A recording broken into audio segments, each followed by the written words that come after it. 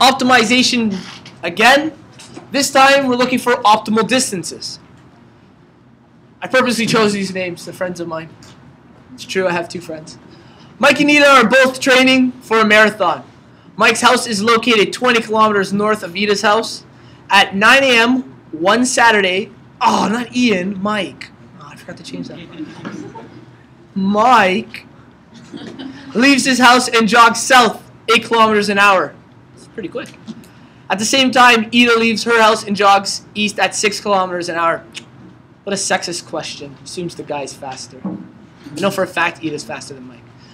And when are Ida and Mike closest together, given that they both run for 2.5 kilometers? Okay, parameters we could solve very, very quickly because they've pretty much given it to us.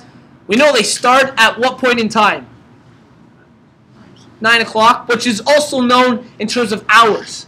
How many hours have they been running for, or how many minutes have they been running for if they've just started?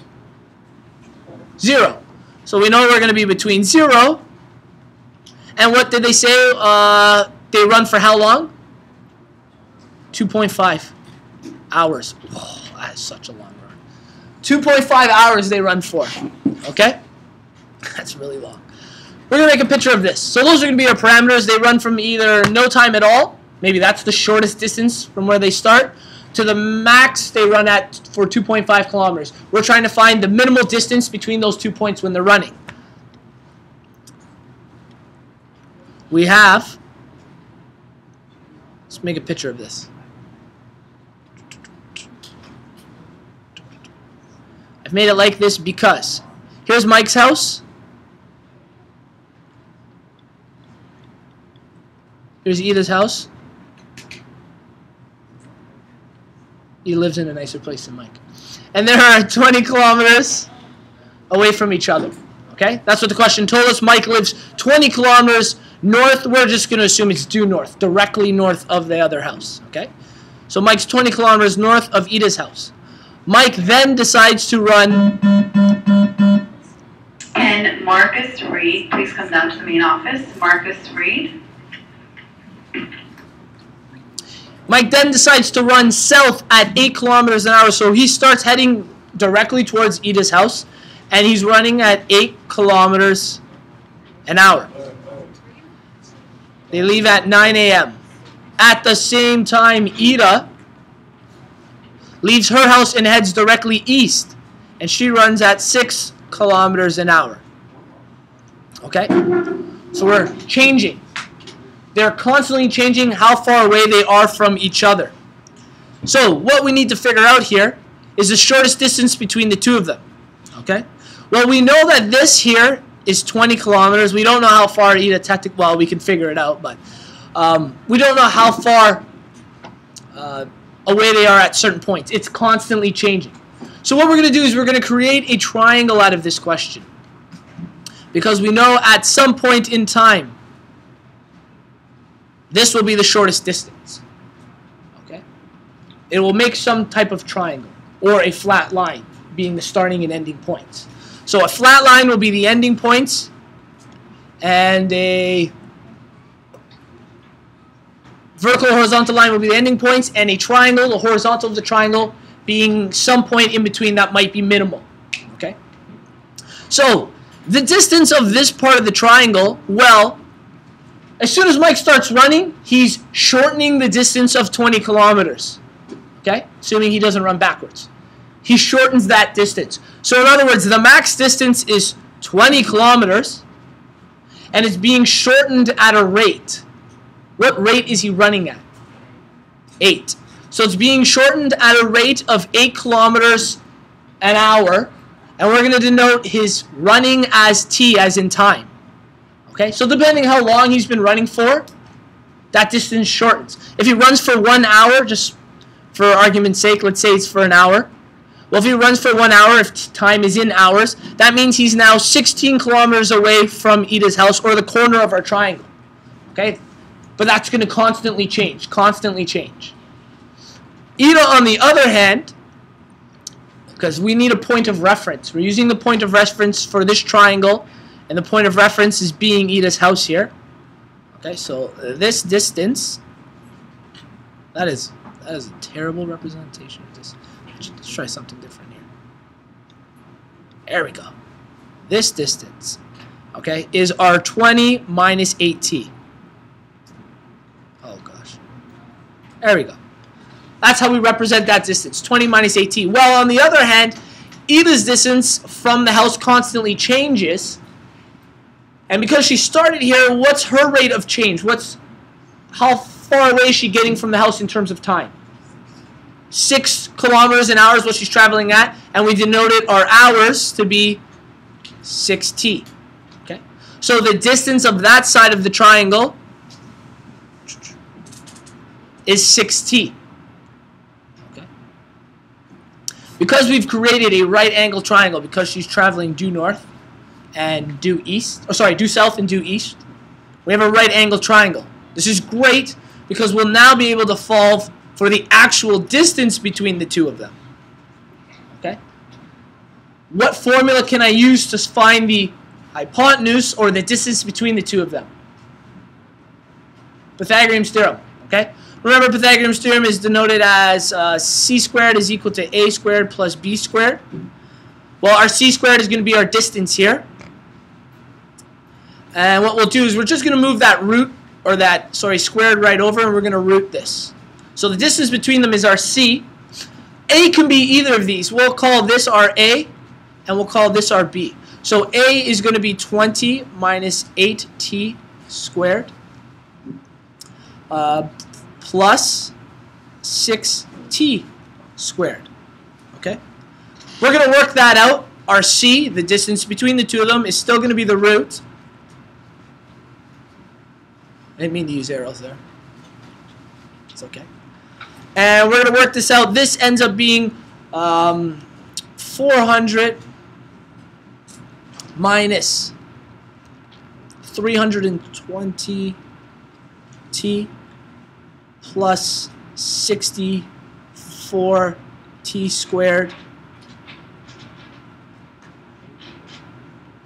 Yeah. Plus 12 t squared. Okay, so we'll make that line a little longer.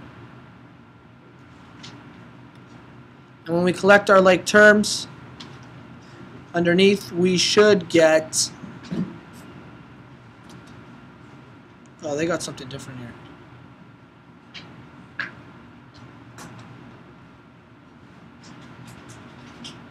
Let's make sure we do this right.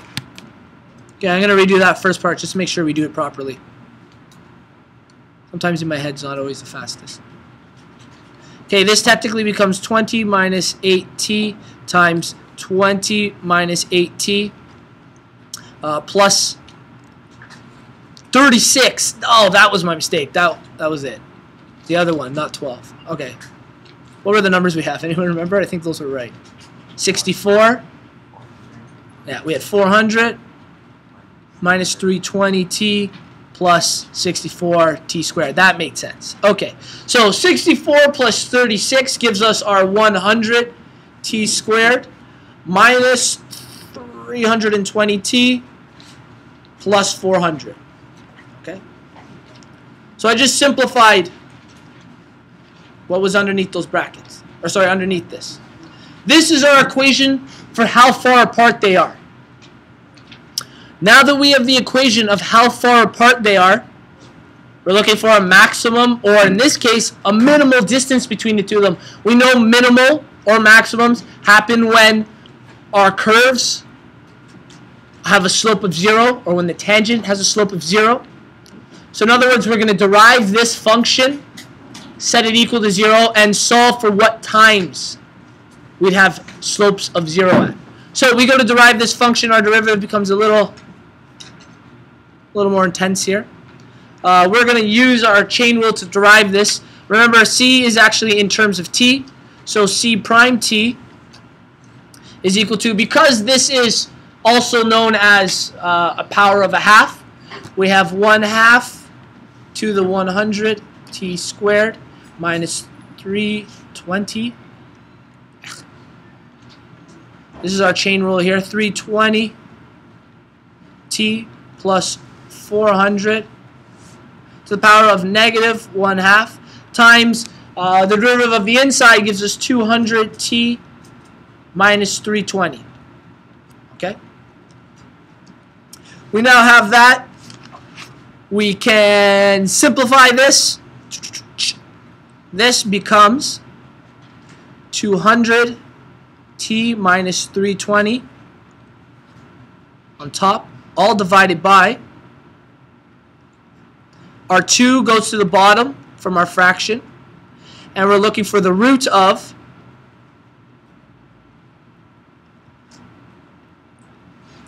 100t squared minus 320t plus 400. Okay? And again, we can, this is supposed to be 320. Why did I write 30? Okay. 320. This 2 can technically be divided into both of these terms. So when we divide that 2 into it, we're going to get 100t minus 160, all divided by the same as before, our square root of 100t squared minus 300t plus 400. Okay, great. So we've simplified our derivative. I know that took a bit of work. Simplified the derivative. What are we looking for? A slope of what? Finding a maximum and minimum, I need a slope of 0. So in other words, we substitute c prime t for 0. Now because I have a fraction, when I find this fraction, okay, we know that the top of this fraction is technically the only thing that's going to tell us if something is 0. If the top of this fraction is equal to 0, then no matter what the bottom is, unless it is 0, and in which case we will not be getting here, unless it was 0, were to be undetermined, we know we only really need to equate 0 to the top of this fraction. So that means we now work with 0 is equal to 100t minus 160. A lot simpler now. When I move that over, we get 160 divided by 100 is equal to t. We're talking about a time of 1.6. 1.6 in terms of time. Okay. So let's find minimal distance. We're going to plug them back into our original formula, which was, what was our original formula? Our original formula was our distance, or our c, in terms of time. It was the root of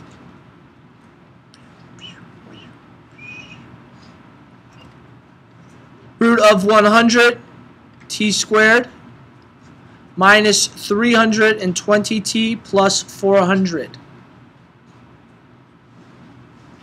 Is that right? Yeah, that's right, because then we derived that. Okay, good. We need to find t in terms of our starting point, which is 0, our turning point, which is 1.6, and our ending point, which was 2.5 hours. Perfect. When we plug these in, we need to figure these out. So, c at 0 is going to give us a distance of, well, if this is 0, it becomes 0. If this is 0, this is 0. We're only left with 400. The root of 400 is 20. So they're a distance of 20 kilometers when they start. Okay. That makes sense, right? His house is 20 kilometers away from hers. They're in a straight line distance, 20 kilometers away. Our other one is c at 1.6 hours.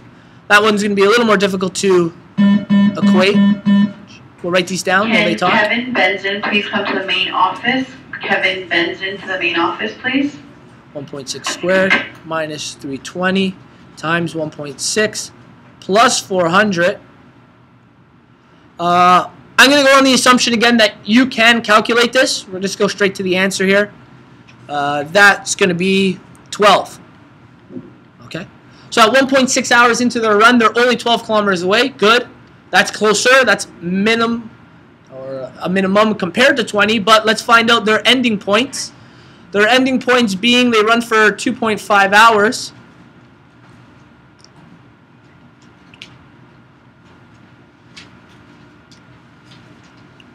Their ending point being a 2.5, same idea, we get 100, 2.5 squared minus 320 times 2.5 plus 400. When they end, they are 15 kilometers away. Again, I assumed you could carry that calculation out. Which means we're looking for a minimal distance. Boom. Minimal distance of 12 kilometers is at 1.6. So it just so happened in all of our examples, the turning points tended to be the answer. That won't always be the case. Sometimes the beginning or the end of our intervals will give us a minimum or maximum. So make sure you test all three. Don't just test your answer. 12 kilometers is our distance.